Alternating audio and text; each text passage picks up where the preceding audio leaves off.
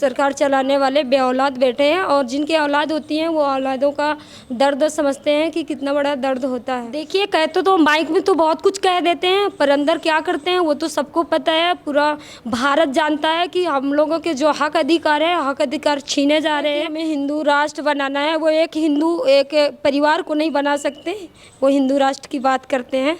RSS के जो मुख है तो वो उन्होंने कहा कि जातियां तो ब्राह्मणों ने बनाया है। वहाँ उद्घाटन करना था प्रधानमंत्री जी को, तो मुझे 4 दिन पहले गिरफ्तार कर लिया गया, फिर मुझे 10 दिन अंदर रखा गया। 2020 में मुझे 6 महीना अंदर रखा गया क्योंकि उस समय ओलावृष्टि हुई थी और मैं गरीब लोगों की आवाज़ उठा के लड़ाई लड़ी थी, इस वजह से मुझे अंदर कर दिया गया। मुजफ्फरनगर से जिस तरीके से तस्वीरें आई, शिक्षा के मंदिर में एक शिक्षिका जो नफरती माहौल पैदा कर रही है, उसको लेकर पूरे देश में आक्रोश है। हमारे साथ मौजूद हैं मीरा भारती, एडवोकेट हैं और सोशल जस्टिस एक्टिविस्ट हैं, काम करती हैं, जनहित की आवाज़ उठाती हैं। क्या कहेंगी जिस तरीके से ये तस्वीरें आई हैं, एक शिक्षिका का ऐसा कृत्य किस तरीके से देखते हैं आप? देखिए, तो जो मेरा कहना है, सबसे पहले आपको धन्यवाद, जय भीम। और मेरा जो कहना है, क्योंकि हम लोग पढ़े लिखे हैं और पढ़ लिख करके अगर हम ऐसे कृत्य करते हैं तो वो हमारी मूर्खता है। हमें जो भी काम करना चाहिए तो संवैधानिक दायरे पे काम करना चाहिए और संवैधानिक दायरे में बोलना चाहिए। और किसी के अभिव्यक्ति की आज़ादी है, पर हमें किसी को इतना ज़्यादा नहीं बोलना चाहिए कि उसको आघात पहुँचे। तो अब तो शिक्षिका भी यही कह रही हैं कि मैंने माफ़ी मांग ली, 6 महीने की फ़ीस वापस कर दी है। अब आप इस बात को मुद्दा ना बनाकर राजनीतिक मुद्दा ना बनिए, ये छोटी सी बात है, उसको रहने दीजिए, वरना अब मैं प्रताड़ित हो जाऊंगी। फिर ऐसे अगर शिक्षक के साथ होगा तो शिक्षक बच्चों को पढ़ा नहीं पाएंगे। देखिए, अगर ऐसी चीज़ों में आवाज़ नहीं उठाएंगे तो दूसरे लोगों का मन और आगे बढ़ जाएगा और वो इस तरह की गलतियां करते रहेंगे। इसलिए हमें आवाज़ उठाना चाहिए ताकि ऐसे कोई कृत्य दूसरा आदमी न कर सके। आपकी भी कुछ ऐसी ही कहानी है, आपके साथ भी ऐसी प्रताड़ना होती रहती है? हाँ, देखिए, मैं जिला चित्रकूट से हूँ। जिला चित्रकूट में शोषित, पीड़ित, वंचित की आवाज़ उठाती रहती हूँ। और जैसे प्रशासन के लोग और यहाँ सरकार के लोग जब भी मेरे ज़िले में जाते हैं, जैसे मुख्यमंत्री और प्रधानमंत्री, तो सबसे पहले प्रशासन के द्वारा मुझे गिरफ्तार कर लिया जाता है। और कई बार किसी वजह के बिना, सिर्फ वो जा रहे हैं इसलिए आपको उठा लिया जाएगा? जी, क्योंकि मैं उनकी आवाज़ उठाती हूँ और उनके हक अधिकार की लड़ाई लड़ती हूँ और उनसे सवाल करती हूँ, तो इसलिए मुझे उठा लेते हैं कि मैं उनसे सवाल न कर सकूँ और जो हमारा एक अधिकार है, अपने अधिकार की लड़ाई न लड़ सकें, इसलिए मुझे तुरंत प्रशासन के द्वारा गिरफ्तार कर लिया जाता है।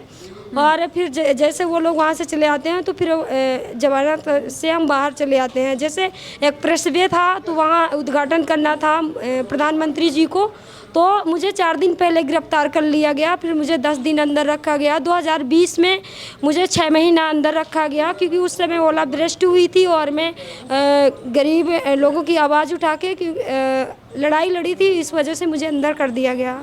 ये तो जेल का आना जाना भला बना रहता है क्योंकि हम लोग नेता हैं, नेता कभी रेल में कभी जेल में, 2 ही जगह रहते हैं। पेशे से आप एडवोकेट हैं? जी। वकालत की अभी प्रैक्टिस कर रही हूँ और अपने शोषित, पीड़ित, वंचित की मतलब न्यायालय से भी आवाज़ उठाती हूँ, न्यायालय में भी।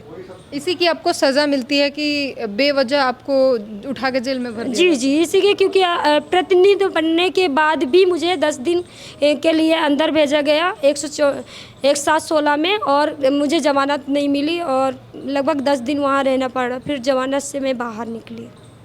तो ये जो है, इस तरीके का जो है समाज बिल्डअप हो रहा है कि अगर आप आवाज़ उठाएंगे किसी शोषित वंचित का तो आपको उठा लिया जाएगा, बेवजह आपको जेल में भर दी जाएगी।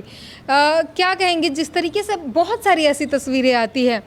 करण सांगवान ने सिर्फ इतना कहा कि अगली बार पढ़े लिखे नेता को चुनना, इस बात के लिए उन्हें तुरंत एक्शन, एक हैशटैग चलाया गया कि इन्हें हटाओ, तुरंत हटा भी दिया गया।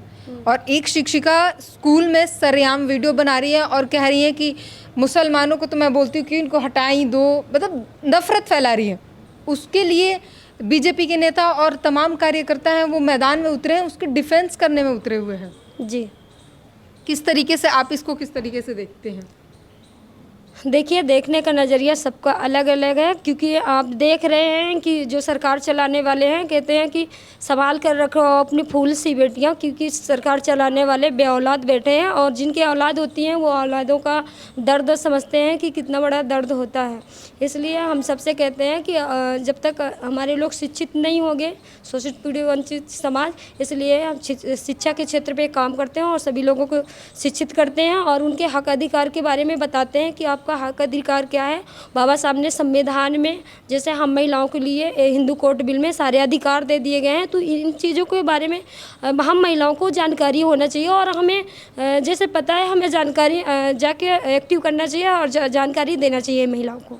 आपने कहा कि बे औलाद बैठे हैं, जो सत्ता में बैठे हैं वो बे औलाद बैठे हैं। वो कहते हैं कि हम पूरा राष्ट्र जो है हमारा परिवार है, हम राष्ट्र के लिए अपना घर परिवार छोड़ के बैठे हैं। देखिए, कहते तो माइक में तो बहुत कुछ कह देते हैं, पर अंदर क्या करते हैं वो तो सबको पता है। पूरा भारत जानता है कि हम लोगों के जो हक अधिकार है, हक अधिकार छीने जा रहे हैं। संविधान का भी बदलाव करने की तैयारी भी कर लिए हैं, जो हमारे मांगे हो रही है कि संविधान बदल देनी चाहिए। हाँ, वो कर रहे हैं, पर हम कहते हैं वो एक घर को नहीं बदल पाएंगे, वो संविधान की बात करते हैं। जब संविधान बदलेंगे तो हम लोग रोड में आके अपने हक अधिकार के लिए लड़ाई लड़ेंगे। संविधान क्यों बदलना चाहते हैं, क्या दिक्कत? क्योंकि देखिए, वो कहते हैं कि हमें हिंदू राष्ट्र बनाना है। वो एक हिंदू एक परिवार को नहीं बना सकते, वो हिंदू राष्ट्र की बात करते हैं।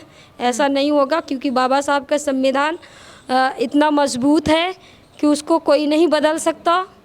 और उनको संविधान से ही दिक्कत है कि संविधान में जो है ये ज़्यादा अधिकार दे दिए गए। ये लोग पढ़ के जो है ज़्यादा सवाल करने लग जाते हैं। देखिए, जो संविधान में है, तो देखिए संविधान में कैटेगरी रखी गई है। जो हिंदू राष्ट्र की बात करते हैं तो वो तो जैसे 4 वर्ण के आधार पे वो अपना राज चलाना चाहते हैं, और संविधान में तो वर्ण के आधार पे नहीं है, वो तो कैटेगरी के हिसाब से संविधान बना है। वो हमें अधिकार कहते हैं कि ये जो जातिवाद की आप बात करते हैं, वो जातिवाद किसी धर्म ग्रंथ ने नहीं दिया है, वो अंग्रेजों ने दिया है, अंग्रेजों का देन है।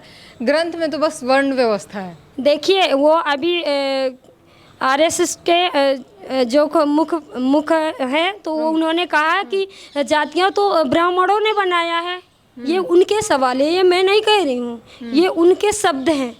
तो कहते हैं जातियों तो ब्राह्मण ने बनाया है, पर आज तक तो कोई जाति पैदा नहीं हुई। ये तो यहाँ आके बनते हैं ना। सिर्फ जातियाँ सिर्फ 2 हैं, एक स्त्री एक पुरुष। जातियाँ तो जानवरों में होती हैं, और क्या हम जानवर हैं? हम तो जानवर नहीं है ना। तौर पे आपने सुना किस तरीके से जातियों की बात की, संविधान की बात की।